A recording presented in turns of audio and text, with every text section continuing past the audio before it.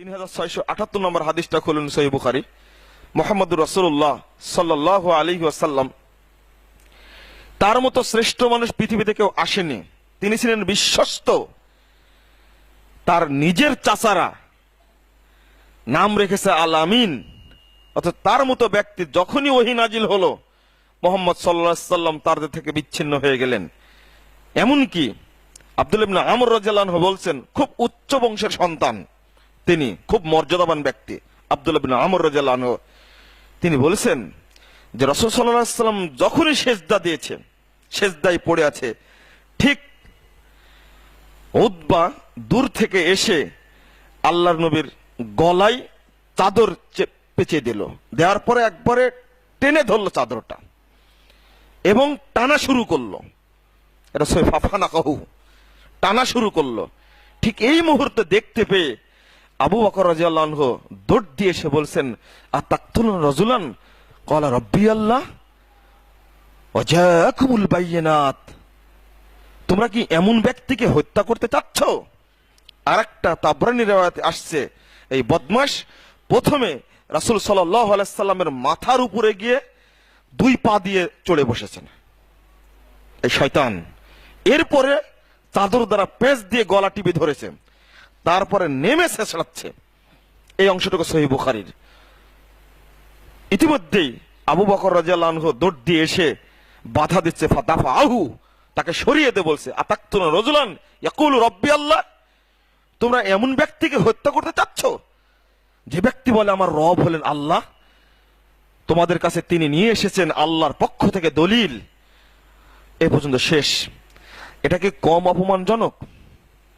বাংলাদেশে এইরকম ভাবে নির্যাতিত হয়েছে কে? এইরকম সম্মানী মানুষ এইরকম ভাবে অপমানিত হয়েছে, এরকম পাওয়া যাবে না। ঠিক 448 পৃষ্ঠা খুলুন সহিহ বুখারী। আর একটা হাদিস, আর একদিনের ঘটনা।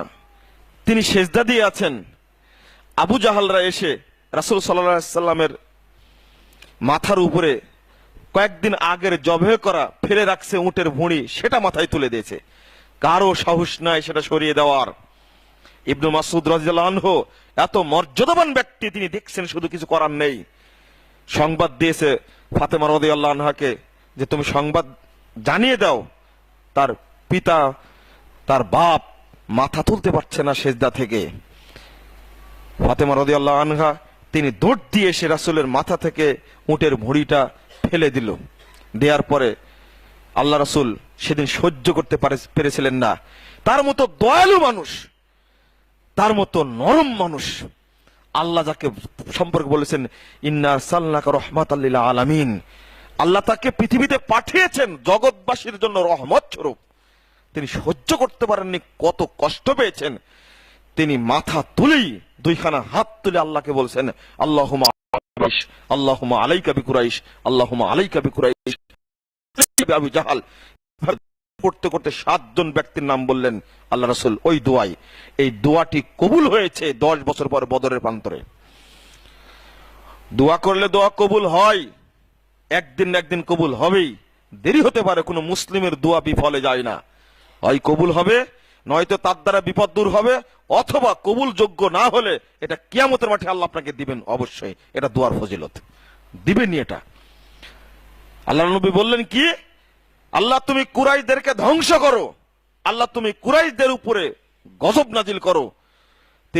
তিনি দোয়া করলেন যে এই 7 জন ব্যক্তির উপরে তুমি গজব বর্ষণ করো।